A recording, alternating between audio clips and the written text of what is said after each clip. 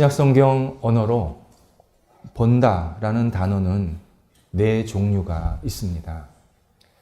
여행, 어디를 떠나서 여행을 간다고 생각하시면 조금 더 이해가 쉽게 되십니다. 먼저 깃발 여행이 있습니다. 그냥 따라다니는 겁니다. 무작정 보는 겁니다. 여기 이런 게 있네, 저런 게 있네. 그런 여행입니다. 본다에 그런 뜻이 있습니다. 눈만 있으면 보는 겁니다. 아무 생각 없이 봅니다. 뭘 봤는데 전혀 기억이 안 납니다. 그래서 보통 쳐다본다, 그냥 본다, 그렇게 표현을 합니다. 두 번째는 답사 여행이 있습니다. 먼저 가서 꼼꼼하게 점검합니다. 여기에는 뭐가 있고 여기 와서 뭘 해야 되고 하지 말아야 되고 여기에 인원은 어느 정도 들어오면 되겠다. 자세하게 정리하는 여행이 있습니다. 본다에 그런 뜻이 있습니다. 따지고 분석하고 확인하고 뭔가 문제점이 없을까 여러 가지를 고려하면서 보는 겁니다. 그래서 보통 연구하다, 관찰하다, 심도 있게 보다 그런 뜻으로 사용되고 있습니다. 세 번째가 과시여행이 있습니다. 어디를 가는데 남들이 안 간 데만 가는 사람이 있습니다. 남들이 봤던 데, 남들이 많이 가는데 잘 안 갑니다. 나는 그런 데는 이미 다 끝났어. 좀 새로운 데 갈 거야. 하는 여행이 있습니다. 제가 아는 분은 산을 그렇게 좋아하십니다. 근데 이분은 그냥 산이 아니라 저 아프리카, 남미, 웬만한 사람들은 산이 있는지도 모릅니다. 근데 거기 가서 굳이 거기를 오른다는 겁니다. 그래서 왜 그러십니까? 물었더니 남들이 안 가는 데 가면 짜릿합니다. 성취감이 막 올라옵니다. 그렇게 표현을 하시는 겁니다. 본다에도 그런 뜻이 있습니다. 남들이 보지 못하는 것을 보면서 자랑하고 싶은 겁니다. 나 이것도 봤다? 저것도 봤다? 그러면서 자기 자신을 좀 남들과 다르게 생각하는 그러한 보는 행위가 있습니다. 그래서 비교한다라는 뜻으로 사용되고 있습니다. 네 번째가 배움 여행이 있습니다. 내가 어디 여행을 가려고 할 때 그 여행지에 대해서 자세하게 준비합니다. 여기는 어떤 장점이 있구나. 이런 매력이 있구나. 그러면서 기대함을 가지고 그 여행지를 갑니다. 가서 잘 배우고 와서 내가 실생활 속에서 그때 배운 걸 가지고 잘 적용하는 그러한 여행이 있습니다. 본다에도 그런 뜻이 있습니다. 보는데 믿으려고 보는 겁니다. 알려고 보는 겁니다. 열린 마음으로 보는 겁니다. 그래서 내가 저거를 통해서 뭔가를 내가 받아들일까, 배울 수 있을까를 계속 음미하면서 보는 행위가 있습니다. 굉장히 좋은 보는 행위입니다. 빌립이 오늘 본문에서 비신앙인, 신앙인 가릴 것 없이 모든 사람이 궁금해하는 내용 하나를 예수님께 질문을 합니다. 주님, 하나님을 보여주세요. 예수님 답을 하십니다. 내가 나를 보고 있다면 하나님을 보고 있는 중이란다. 빌립이 하나님을 보여주세요 할 때 그 보다라는 동사가 과시형 보다입니다. 주님, 저희가 주님을 따라다녔더니 하나님을 보았다고 사람들한테 말하게 해주세요. 사람들은 하나님을 못 보는데 우리는 하나님을 봤습니다. 우리는 하나님이 이런 분이라는 것을 알게 되었습니다. 좀 사람들한테 자부심 있게 이야기할 수 있도록 저희에게 하나님을 좀 보여주세요. 요청을 합니다. 이때 예수님께서 답은 네 번째입니다. 믿어야 본다. 또는 보기 위해서 믿어야 된다. 내가 지금 나를 믿음으로 본다면 너는 지금 하나님을 믿는 것이고 결국 하나님을 보고 있는 중이란다. 말씀을 하시는 겁니다. 예수님의 이 말씀은 빌립이 지금 제대로 된 믿음, 제대로 된 시각으로 예수님을 대하고 있지 못하다라는 사실을 알려주시는 겁니다. 내가 나를 계속 보고 있으면서 너는 지금 나를 진심으로 받아들이지 못하고 있구나. 한쪽만 받아들이고 있구나. 이 사실을 지금 이야기해주고 계십니다. 그렇다면 예수님께서 하나님을 볼 수 있다, 본다라는 이 표현이 어떤 의미로 사용하시는지를 우리가 확인해야 합니다. 요한복음 4장 24절에서 예수님이 직접 말씀하십니다. 하나님은 영이시다. 이 말씀은 하나님은 육안으로, 인간의 육체의 눈으로 볼 수 없는 존재다. 영이다. 눈에 띄지 않는 존재다. 이 사실을 전제하고 계시는 말씀입니다. 그렇다면 오늘 본문에서 하나님을 본다라는 이 표현은 하나님을 경험한다. 우리의 영혼, 우리의 영으로 하나님의 임재, 하나님이 함께 하심, 하나님의 살아계심, 하나님의 존재, 하나님이 하시는 일을 우리가 경험할 수 있다. 깨달을 수 있다. 이렇게 우리에게 말씀하십니다. 성경에는 인간의 영혼으로, 영적으로 하나님을 경험하고 깨달은 사람들이 굉장히 많이 나옵니다. 하나님을 눈으로 봤다는 사람은 없는데 하나님의 존재, 하나님이 하신 일을 영적으로 깨달았다. 내 영혼으로 내가 인식하고 받아들였다라고 하는 내용들이 굉장히 많이 나옵니다. 출애굽기 33장 이야기입니다. 모세가 너무 힘들었습니다. 이스라엘 백성들을 인도하고 있는데 천방지축입니다. 말을 안 들어요. 자기 멋대로 해요. 모세가 하나님께 하나님, 저에게 하나님을 좀 보여주세요. 모세의 요청은 이겁니다. 하나님, 제가 하나님의 부름을 받았다는 것을 좀 확신하게 해주세요. 하나님께서 제 앞에 나타나셔서 내가 너와 함께하고 있단다. 제게 좀 약속을 해주세요. 이런 요청이었습니다. 이때 하나님께서 나의 선한 형상을 내 앞에 지나가게 하리라 말씀을 하십니다. 그리고 모세를 바위 틈으로 들어가게 하십니다. 갑자기 휙 지나가십니다. 모세 하나님 얼굴, 하나님의 모습 보지 못했습니다. 그런데 하나님이 나와 함께 하시는구나. 내가 하나님 앞에 하나님, 제가 하나님을 보고 싶습니다. 요청을 했을 때 하나님께서 나의 기도를 응답하셨구나. 하나님의 존재, 나와 함께 하시고 나를 지금 부르셔서 이 일을 계속하라고 독려하고 계시는구나. 영적으로 깨달았습니다.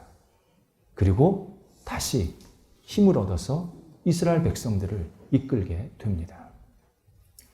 열왕기상 19장 이야기입니다. 엘리야가 수많은 우상 숭배자들 그리고 우상 숭배하는 이를 앞에서 지도하고 인도하고 있는 이 선지자들, 우상 숭배 선지자들을 대적해서 다 물리쳤습니다. 그런데 엘리야가 너무 지칩니다. 너무 외로웠습니다.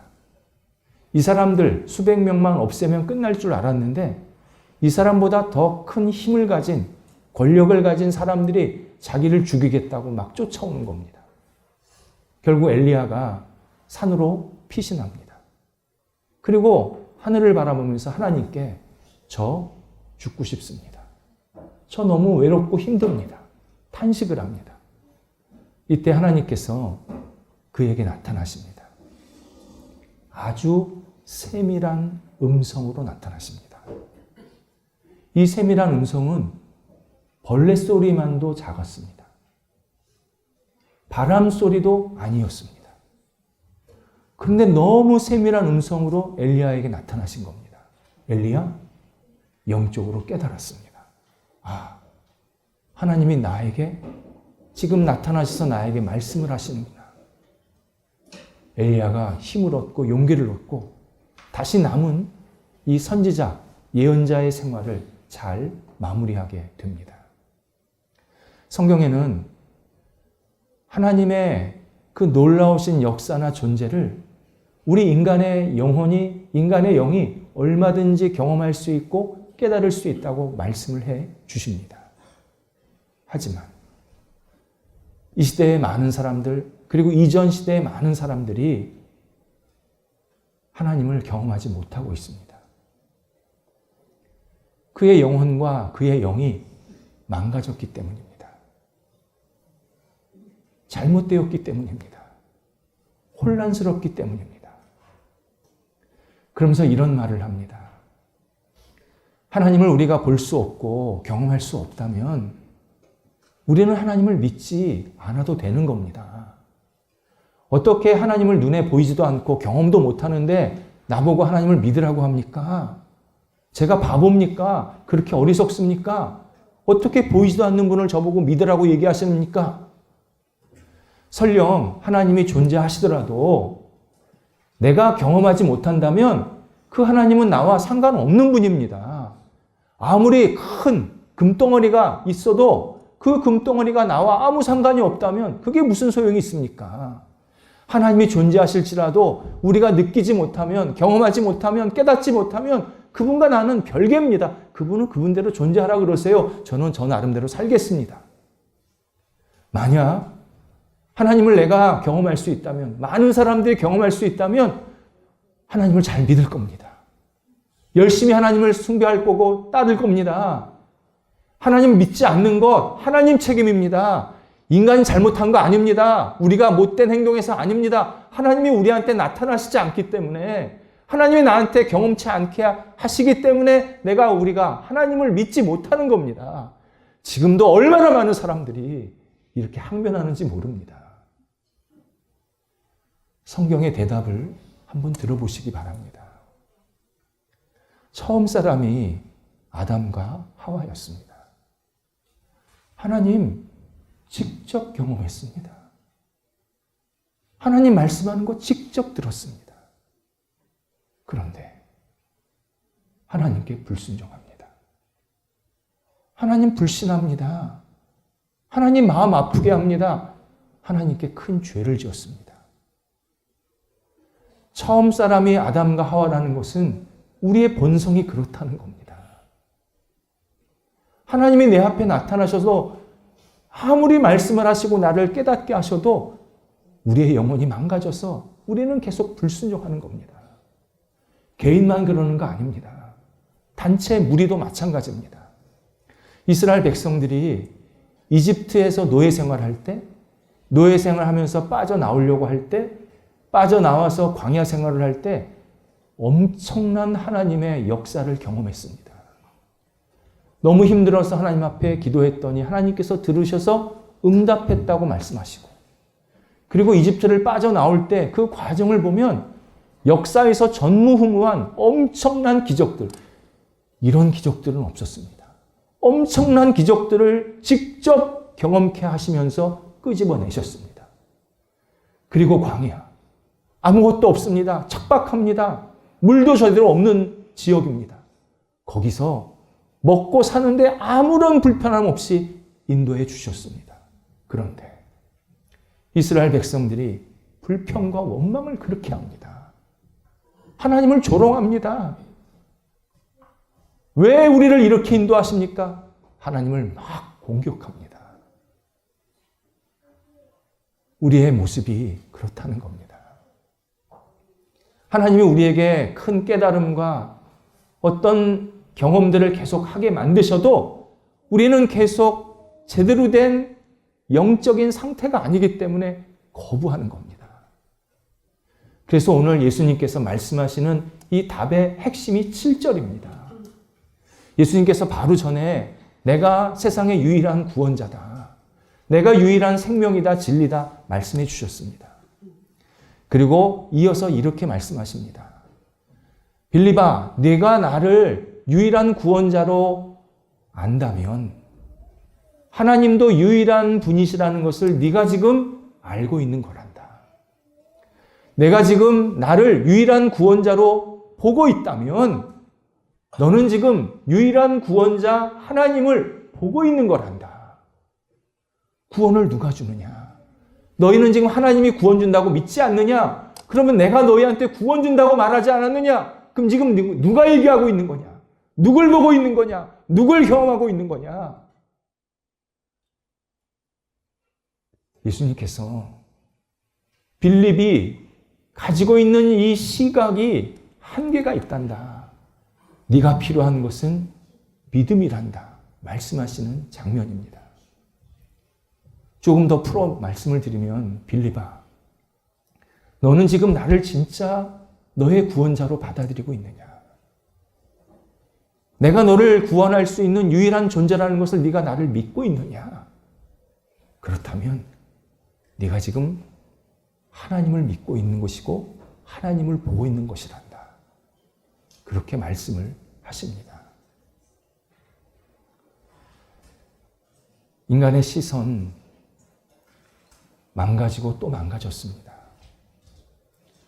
우리는 이 시선으로 내가 신앙생활을 하려고 하면 절대 신앙생활 제대로 할 수가 없습니다.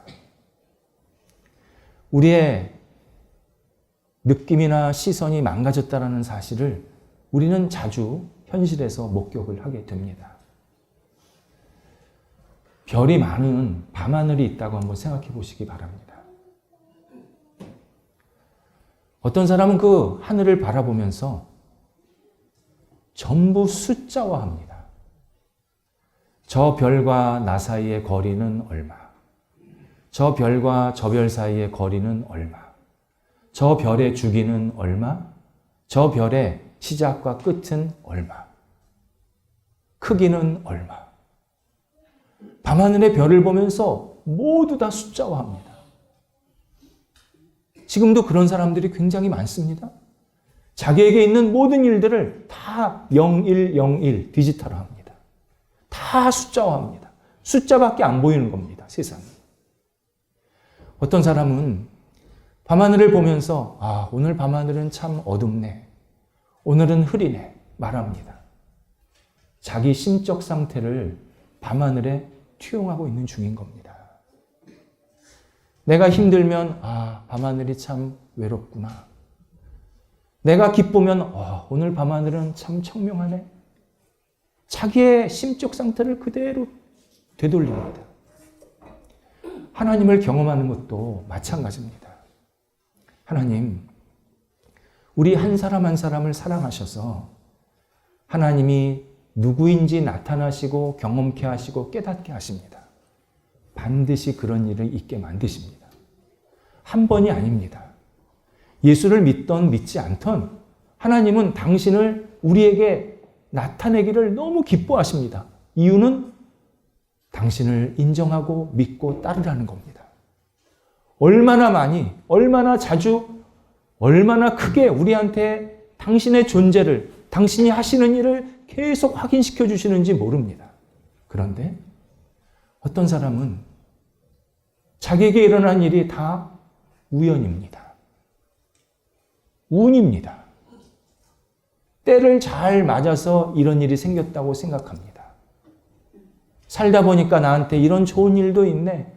내가 행운하네. 그렇게 스스로 나는 운이 좋았다 말하는 사람들이 꽤 있습니다.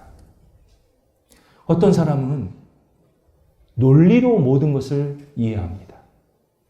이전에 이런 일이 있었기 때문에 지금 이런 결과가 있었다. 인과관계가 모든 것의 근원입니다. 인과관계를 넘어서는 것은 받아들이지 않아요. 모든 게 자기 논리 속에 들어와야 이게 옳은 거고 그거 넘어가면 다 틀린 거고 없는 거고 그렇게 생각하는 사람이 있습니다. 어떤 사람은요. 자기가 받아들이고 싶은 것만 받아들여요. 하나님께서 10개, 100개의 충분한 깨달음을 주시려고 막 이런 일이 일어나게 하셨는데 기껏 하는 말이 자기한테 도움되는 거. 자기가 이해되는 것만 받아들여서 이런 게 있었네. 그렇게 하나님의 이 경험을 축소, 왜곡시키는 사람들이 또 많습니다. 어떻게 한 사람이 세상에 태어나서 지금 이 시간까지 살고 있는데 우연이라고 말합니까? 논리로만, 인과관계로만 모든 걸 다 해석하려고 합니까? 어떻게 나한테 필요한 것만 쏙쏙 빼가지고 난 이런 게 있었어, 이런 게 있었어, 좋은 것만 얘기하려고 합니까? 내가 이 땅에 태어나면서부터 지금까지 살아온 이 모든 과정 속에서 얼마나 많이 하나님께서 나에게 역사하시고 내가 너를 지금 지키고 있단다. 내가 너와 함께하고 있단다. 나를 인정하라. 나를 믿고 따르라. 정말 다양하게 우리한테 나타나셨는데 우리는 계속 하나님을 외면하고 거부하고 모든 게 그냥 그저 그렇게 당연하게 생각할 때가 참 많이 있습니다. 지금 빌립에게 하시는 말씀이 이겁니다. 빌립아, 네가 이 시대에 예루살렘에 태어나서 나를 만났다. 내 제자가 되었다. 내가 너에게 큰 일을 맡기려고 준비하고 있다. 너 어떻게 이거를 우연이라고 받아들이냐? 어떻게 내가 너와 이렇게 함께하면서 이렇게 오랫동안 나를 보면서 왜 하나님이 너와 함께 하시는 것을 못 느끼느냐? 못 깨닫느냐? 어찌하여 너는 나를 계속 쳐다보면서 내가 너에게 구원을 준다고 약속을 하고 있는데 이 약속을 믿지 못하고 자꾸 네 생각으로 나를 축소하려고 하느냐? 안타까운 마음으로 빌립에게 말씀하십니다. 그러면서 우리에게 하시는 이야기는 결국 옳은 시각을 가져야 된다고 말씀하십니다. 지금 빌립만 이런 어려움을 가지고 있는 게 아니었습니다. 이 당시 같이 예수님을 따랐던 이 제자들 거의 지금 온전치 못한 시각, 온전치 못한 믿음을 가지고 있었습니다. 마태복음 17장에 보면 베드로, 야고보, 요한 이 세 명 이야기가 나옵니다. 이 세 명은 예수님의 제자 가운데 핵심 구성원들입니다. 예수님께서 이들을 데리고 산에 올라가셔서 정말 거룩하고 말로 표현할 수 없는 그런 아름다운 모습으로 변모가 되십니다. 예수님이 하나님이시라는 것을 사람들에게 알려주는 장면이었습니다. 예수님이 하나님이시니까 너희는 하나님을 계속 믿고 따르라. 그러한 요청이셨습니다. 그런데 이 세 제자는 예수님의 변하신 모습을 보면서 전혀 그런 걸 못 깨닫습니다. 그런 경험을 못 합니다. 베드로 같은 경우는 엉뚱한 생각을 합니다. 예수님, 여기서 우리 집을 짓고 같이 생활하셨으면 좋겠습니다. 예수님께서 변하신 이유는 이제 곧 십자가에 죽으십니다. 심한 고난 받으십니다. 그때 제자들이 도망가지 말고 끝까지 예수를 의지해라. 예수가 너희를 구원하는 구원자니까 끝까지 그를 붙잡고 따르라. 라는 강력한 요청이셨는데 기껏 베드로가 하는 말은 세상 등지고 여기서 편하게 우리가 살았으면 좋겠습니다. 세상 사람들은 어떻게 되든 우리 관계없이 우리끼리 잘 자랐으면 좋겠습니다. 이런 이기적인 잘못된 생각을 하면서 예수님을 오판하고 있었습니다. 예수님께서 말씀하시는 옳은 영적인 시각이란 다름 아닌 믿음의 시각입니다. 믿음으로 예수 그리스도를, 세상을, 나 자신의 인생을, 주변 사람들을 보라는 겁니다. 밤하늘을 보면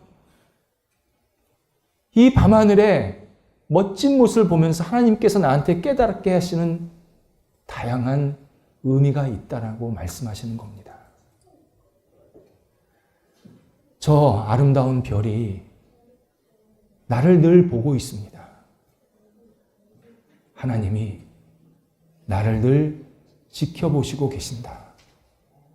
내가 아무도 모르게 사는 게 아니라 하나님이, 우리 별이, 하늘이 늘 나를 쳐다보듯이 하나님이 나를 늘 쳐다보고 계신다. 눈동자같이 보고 계신다.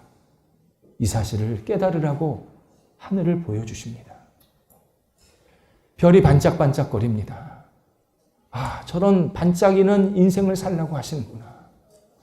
저 별은 누군가 그 근원이, 빛의 근원이 있어서 별에 빛이 나오는 건데 내가 예수 그리스도 하나님의 그 빛을 받아서 이 세상 속에서 반짝반짝이는 그러한 삶을 살라고 하시는구나. 저 별이 오늘도 같은 시간에 뜨는구나. 하나님이 나를 언제나 같은 마음으로 일관되게 나를 지키시고 보호하시는구나. 나와 함께 하시는구나. 저 별이 저렇게 아름답구나. 하나님이 나에게 이런 아름다운 세상을 주셨구나. 아름다운 삶을 살라고 하시는구나. 내가 너한테 이런 아름다운 환경과 아름다운 사람과 아름다운 여러 가지 상황들을 허락하니까 너는 나를 믿고 의지하면서 아름다운 삶을 살라고 지금 나에게 독려하고 계시는구나. 우리는 하늘을 바라보면서요, 얼마나 많은 하나님의 경험, 하나님의 뜻, 하나님의 능력을 경험할 수 있는지 모릅니다. 근데 우리는 이런 경험을 못하고 있습니다. 하늘조차를 쳐다보지를 않아요. 땅만 쳐다봐요. 우리 인생이 얼마나 고갈되겠습니까? 그래서 예수님께서 11절에서 내 안에 아버지 하나님이 계심을 믿으라 다시 말씀하십니다. 빌립은 주님 하나님을 보여주세요. 예수님은 계속 답을 하시면서 10절 11절이 마무리 답인데 믿으라를 3번 반복하십니다. 빌립은 보여주세요. 예수님은 믿으라. 정말 우문현답입니다. 세상에서는요, 눈에 보이면 알게 되고 알면 우리가 믿을 수 있습니다. 그렇게 가르칩니다. 우리 다 그렇게 배웠습니다. 그런데 예수님은 전혀 다르게 가르치십니다. 내가 믿음으로 보고 있느냐. 그러면 알게 된다? 더 깊은 믿음, 더 큰 믿음으로 들어가게 된다. 우리에게 약속하십니다. 이때 예수님께서 맹목적인 믿음을 얘기하시지는 않습니다. 오늘 본문 다시 잘 음미하시기 바랍니다. 나를 믿으라. 그냥 믿으라가 아니라 나를 믿으라. 나, 예수 그리스도의 정체성, 예수 그리스도의 말씀, 예수 그리스도가 하신 일, 예수 그리스도가 이 땅에 오신 것, 예수님에 대해서 여러 가지 구약 성경이 예언하고 있는 내용들 믿으라. 믿으라. 그러면 하나님을 보게 된다. 경험하게 된다. 우리에게 약속하십니다. 예수 그리스도를 믿으면 하나님의 창조주, 하나님의 전능하심을 우리가 경험하게 됩니다. 그분을 믿으면 이분이 나를 사랑하시는구나. 예수님이 나를 구원하시는 유일한 구원자구나. 경험하게 만드십니다. 성령께서 나를 인도하시고 마지막까지 붙잡아 주시고 하나님 나라, 영원한 하나님 나라에 들어갈 수 있도록 나를 끝까지 인도하시고 채우시겠다고 약속하시는 것을 경험하게 만드십니다. 하나님을 경험하는 사람, 예수 그리스도를 믿는 사람에게 주시는 놀라운 선물입니다. 기도하겠습니다. 하나님, 저희가 믿음을 허락하셔서 하나님을 믿고 의지할 수 있게 하신 것 감사합니다. 그러나 저희가 믿을 때에 저희들의 믿음을 방해하고 회방하고 무너뜨리려고 하는 수많은 공격들이 있습니다. 이겨 내게 하옵소서. 예수 그리스도를 믿고 의지함에 주저함이 없게 하여 주시옵시고 주께서 제 인생에, 저희 가정에, 저희 일터에, 저희 모임에, 이 땅의 세계에 유일한 구원자시요 전능자시요 인도자이심을 날마다 고백하며 일어날 수 있도록 역사하여 주시옵소서. 저희들의 잘못된 어그러진 믿음이 하나님의 마음을 아프지 않게 하시고 온전하고 신실한 믿음으로 하나님과 동행하며 하나님께 영광 돌려드리는 저희 모두가 될 수 있도록 인도하여 주시옵소서. 예수님의 이름으로 기도드립니다. 아멘.